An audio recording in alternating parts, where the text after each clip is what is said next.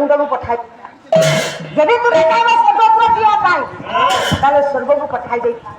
अरे मुझे देला वाला मत कौन मागिया कथा माग आज्ञा प्रभु कहले मुझे देला वाला प्रभु कथा शुणी सारे से दिन अवधूत कहले तुम्हें तो देला वाला हाँ मु देला वाला सब किसी दे पारे जदि चाहिए वैकुंठपुर जावाई वैकुंठ को पठाई दे पारे जदि चाहिए स्वर्गपुर को जावाई स्वर्गपुर को पठाई दे अरे स्वर्ग मत पाठ तुम जो ठीक कह से तुमको पठाई दे पारे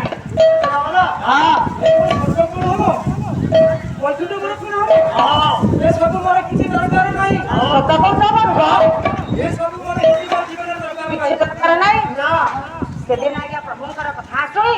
अवधूत कहले मो पक्षे स्वर्ग जा मत से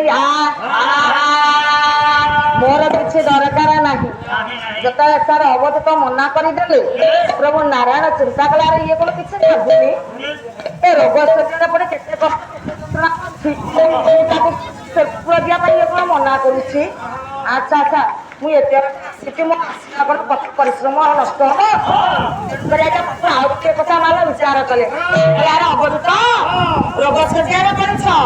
केते कष्ट केते जंत्रणा पाउछ अरे मते अमर वर मागुना मु तुमको अमर वर देबी हाँ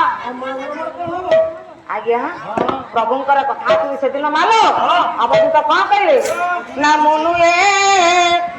भक्त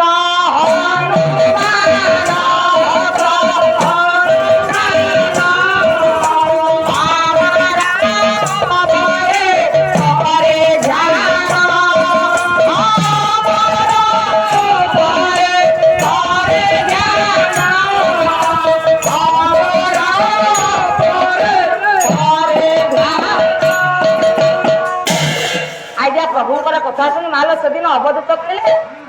मु भक्त हनुमान नुहे जे तुमको अमर नारायण आश्चर्य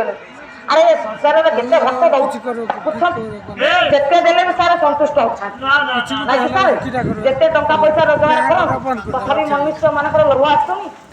आज के रोजगार करी आ कि वाला घर तेन करी अवधूत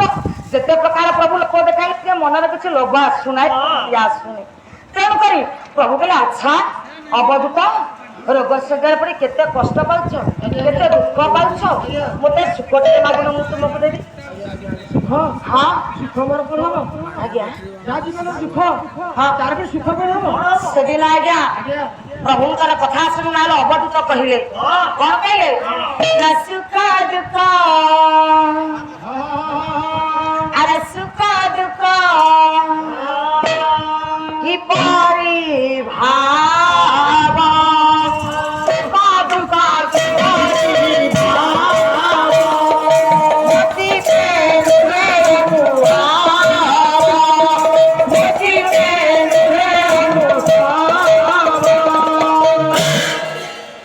प्रभुंकर कथा शुणी मालो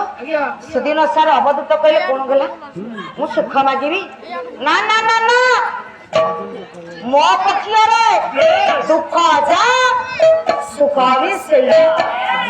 मु दुख पूजा पर अनुभव करे मालो सुख पूरी अनुभव करे मो पक्षरे सारे सुख दुख दुईटा को समान आज्ञा एते गुड़िए कथा प्रभु नारायण सहित अवधूतर कथोपकथन चली सारे शेष अवधूत विचार कले कौन ना तुम कथार मुझे अनुमान करुछि तुम्हें निश्चिंत प्रभु नारायण